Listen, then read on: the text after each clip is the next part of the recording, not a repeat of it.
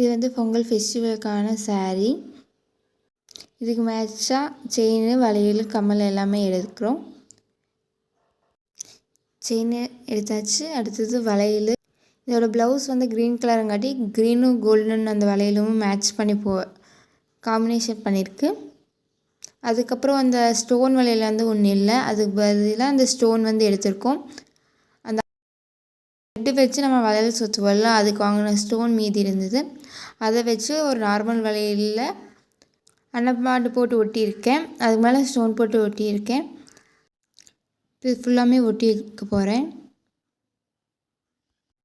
இப்போ இது வந்து ஃபினிஷ் பண்ணியாச்சு. அடுத்தது வந்து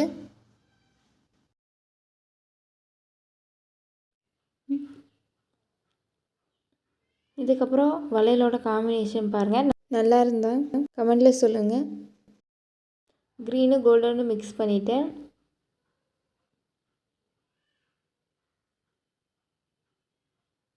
இதுக்கு அடுத்தது மேட்சான கம்மலும் செயினும் எடுத்தாச்சு. இதுக்கப்புறம் இது வந்து ரெடிமேட் ப்ளவுஸு. இதோட ரேட் வந்து 550. அதுக்கு ஒர்த்தான கமெண்ட் பண்ணுங்கள். அதுக்கு மேட்சான அந்த பால்ஸ் எடுத்து வச்சாச்சு.